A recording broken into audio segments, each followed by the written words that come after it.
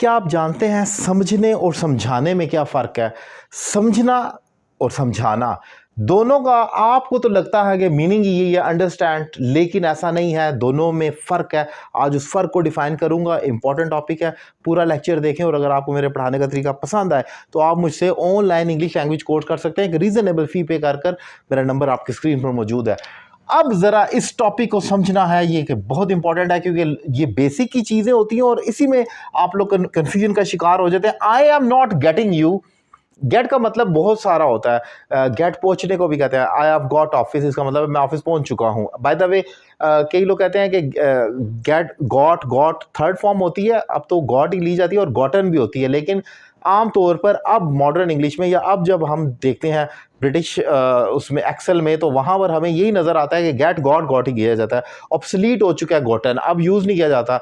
Forget के साथ होता है फॉरगेट, फॉरगॉट, फॉरगॉटन, लेकिन गेट गॉट और फिर गॉटन नहीं कहा जाता। गेट गॉट और तीसरी भी गॉट ही कही जाती है। बहरहाल तो गेट के बहुत सारे मीनिंग होते हैं। गेट का मतलब पहुंचना भी है, गेट का मतलब हासिल करना भी है, गेट का मतलब समझना भी है, उसके अलावा भी कई सारे मीनिंग होंगे। तो यहां पर जो मैं डिफाइन कर रहा हूं, एक तो ये हो गया आई एम नॉट गेटिंग यू, ये कॉमन है, इसका मतलब है समझना, तो ये तो मैंने डिफाइन कर दिया। इसके अलावा अंडरस्टैंड को भी, आई एम नॉट अंडरस्टैंडिंग यू का मतलब है मैं आपको नहीं समझ रहा हूं या मुझे आपकी समझ नहीं आ रही है। तो अंडरस्टैंड का मतलब है समझना। यहां तक तो बात क्लियर होगी कि अंडरस्टैंड का मतलब है समझना, लेकिन आप गड़बड़ वहां करते हैं जब समझाने को भी आप अंडरस्टैंड कह देते हैं। ऐसा नहीं होता।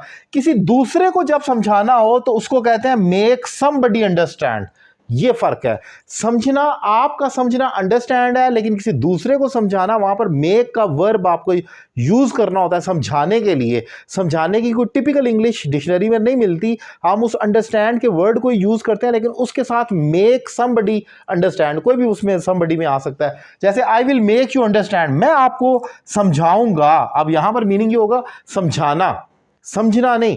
मैं आपको समझाऊंगा, तो समझाने के लिए अंडरस्टैंड करेंगे, लेकिन उसके साथ आप I will make you understand कहेंगे। तो यहां पर इंपॉर्टेंट पॉइंट जो याद रखने वाला है वो ये है कि अगर आप खुद समझ रहे हैं या कोई दूसरा समझ रहा है तो वो अंडरस्टैंड कर रहा है, लेकिन अगर आप समझा रहे हैं या कोई दूसरा आपको, she is making me understand, वो मुझे समझा रही है। समझाने के लिए मेक समबडी अंडरस्टैंड, यानी कि make me understand, I will make you understand. उसके बीच में सब्जेक्ट तो ऑब्वियसली चेंज होता रहेगा, लेकिन मेक समबडी अंडरस्टैंड कहा जाता है। इंपॉर्टेंट पॉइंट है। आप इसको मिक्स कर देते हैं और फिर कंफ्यूजन का शिकार होते हैं। उर्दू में अगर देखा जाए, समझने और समझाने की कोई डिक्शनरी में आपको मीनिंग नहीं मिलेगा, उसमें सिर्फ अंडरस्टैंड होगा। बाकी वर्ड मेक समबडी अंडरस्टैंड आपको खुद क्रिएट करना होगा। डिक्शनरी आपको स्ट्रक्चर नहीं देती है, वोकैबुलरी देती है। वोकैबुलरी सिर्फ ये बताती है समझने को अंडरस्टैंड कहते हैं। मे भी समझाने के लिए भी सेव किया हो वर्ड, समझाना के लिए भी आपको अंडरस्टैंड लिखा हो, लेकिन वो आप यूज नहीं कर सकते। उसके साथ आपको मेक का सब्जेक्ट के साथ कोई एडिशन करना पड़ेगा। तो ये एक इंपॉर्टेंट टॉपिक था जो मैंने डिफाइन किया।